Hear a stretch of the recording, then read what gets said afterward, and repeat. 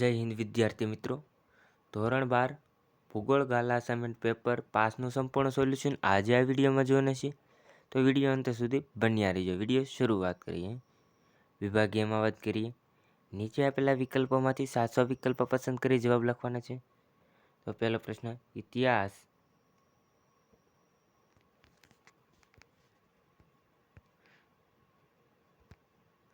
ઇતિહાસ ઉપર ભૂમિના પ્રભાવોને મહત્વ આપનાર તો બકલ. બીજો પ્રશ્ન યહૂદીઓ અને પશ્ચિમ એશિયાના રણ વિસ્તારોમાં કયો નવો દેશ વસાવ્યો? ઇઝરાયલ. ત્રીજો નીચેનામાંથી કઈ ખનિજ અધાત્વિક ખનિજ છે? તો ગંધક.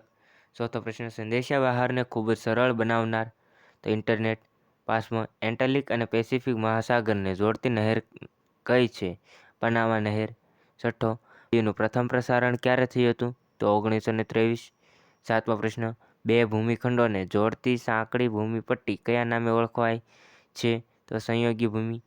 આઠમો પ્રશ્ન ચીન અને દક્ષિણ પશ્ચિમ એશિયાના મધ્યમાંથી પસાર થતો જૂનો માર્ગ કયો છે? રેશમ માર્ગ. નવમો પ્રશ્ન ઇન્ટરનેશનલ ટેક પાર્ક કયા સ્થળે છે? બેંગલુરુ. દસમો નીચેનામાંથી કયું સંરક્ષણ કેન્દ્ર કયું છે? દહેરાદૂન. 11મો પ્રશ્નની વાત કરીએ. કોલસો એ કેવા પ્રકારનું સંસાધન છે? પરંપરાગત. 12મો માનસિક તાણ પેદા કરનાર પ્રદૂષણ ધ્વનિ પ્રદૂષણ. 13મો પ્રશ્નની વાત કરીએ. કટાગ્રામ કયા પ્રકારનો આલેખ છે? અન્ય. 14 એમ દ્વારા કયા મૂલ્યનું સૂચવવામાં આવે છે? મધ્યસ્થ. 15મો પ્રશ્ન પ્રાથમિક માહિતીની ઓળખ કરો. પ્રશ્નાવલી ઉત્તર. 16મો પ્રશ્ન એક જ પરિણામ ધરાવતો આલેખ કયો છે? તો રેખા આલેખ. 17મા પ્રશ્નની વાત કરીએ. આલેખ એ ઘણું મહત્વનું ખાલી જગ્યા સ્વરૂપ છે. ચિત્રાત્મક. 18મા પ્રશ્નની વાત કરીએ. ચાલક રહિત વાહનોની નિર્દેશ માટે વપરાતી પ્રણાલી કઈ છે? જીપીએસ. 19 આ પ્રણાલી ત્રિકોણીય તરીકે ઓળખવામાં આવે છે. જીપીએસ. 20મો જીપીએસ પ્રણાલીમાં પૃથ્વી ફરતે કુલ કાર્યશીલ ઉપગ્રહોની સંખ્યા કેટલી છે? 24. વાત કરીએ વિભાગ બીમાં. નીચે પ્રશ્નોના ઉત્તર એક વાક્યમાં આપો. 21મો પ્રશ્ન ભૂગોળની મુખ્ય શાખાઓ કેટલી છે અને કઈ કઈ? ભૂગોળની મુખ્ય બે શાખા છે, પ્રાકૃતિક ભૂગોળ અને માનવ ભૂગોળ. 22મો પ્રશ્ન ખનિજ એટલે શું? ખનિજના પ્રકારો જણાવો.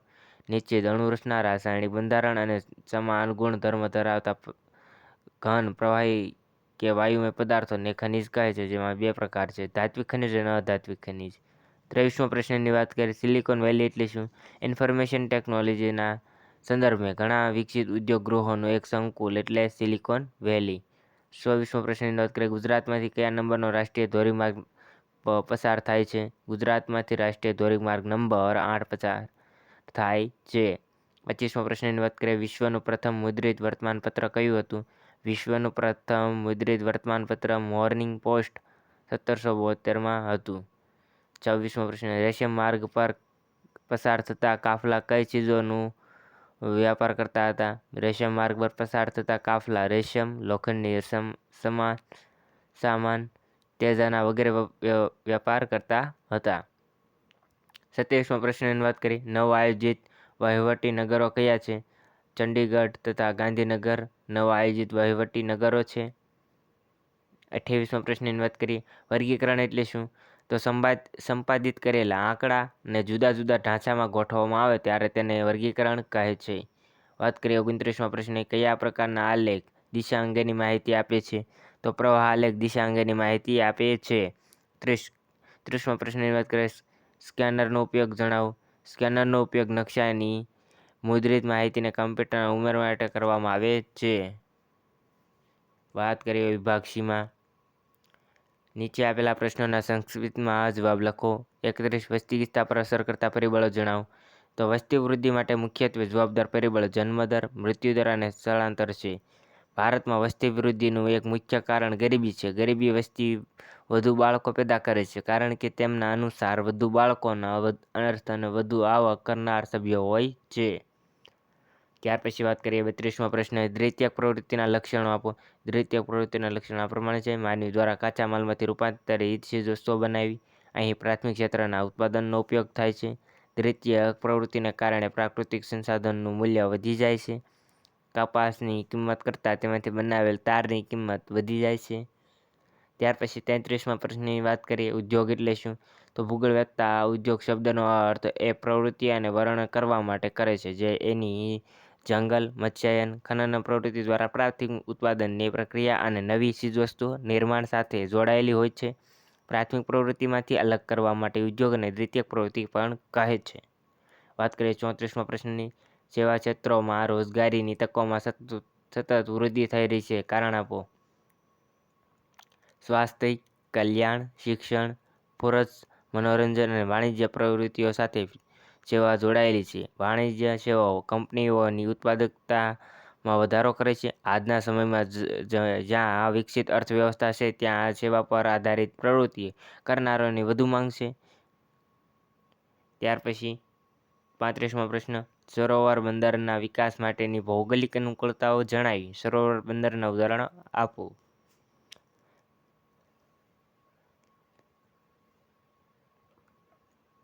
મોટા સરોવરો પર બંદરના વિકાસ માટે ભૌગોલિક અનુકૂળતાઓ જેવી કે પાણીની વધુ ઊંડાણ, બરફનું મુક્ત પાણી સપાટી, સમુદ્રપીઠ પ્રદેશો, સરોવર બંદરને જોડતા ભૂમિ પરના પરિવહન માર્ગ વગેરેની અનુકૂળતા હોય તેવા સરોવરને કિનારે સરોવર બંદર વિકસે છે.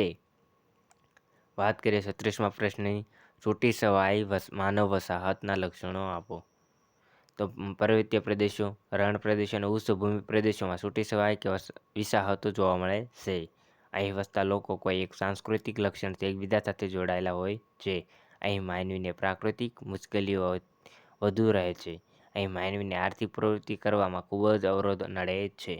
વાત કરીએ 37મા પ્રશ્નની, પશુપાલકો વ્યાપારિક ધોરણે પશુપાલન કરી શકે છે. શા માટે?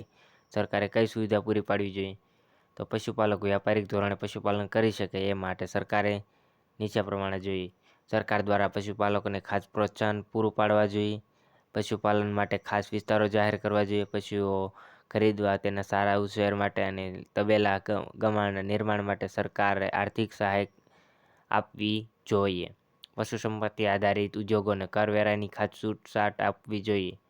ત્યાર પછી વાત કરીએ, નીચે આપેલા અવલોકન અને બહુલક શોધો. તો 27 6 વખત આવે છે, તેથી આમાં માહિતીનો બહુલક 27 છે. ત્યાર પછી 39મા પ્રશ્નની વાત કરીએ, સ્તંભ આલેખ તૈયાર કરતી વખતે કઈ બાબતો ધ્યાનમાં રાખવી પડે? તો સ્તંભ આલેખ તૈયાર કરતી વખતે નીચેની બાબતો ધ્યાનમાં રાખવી પડે. બધા સ્તંભોની પહોળાઈ એક સરખી હોવી જોઈએ. પ્રત્યેક નજીકના સ્તંભો વચ્ચેનું અંતર સરખું હોવું જોઈએ. સ્તંભની ટોચ પર તેનું સ્તંભનું આંકડાકીય મૂલ્ય દર્શાવવું જોઈએ.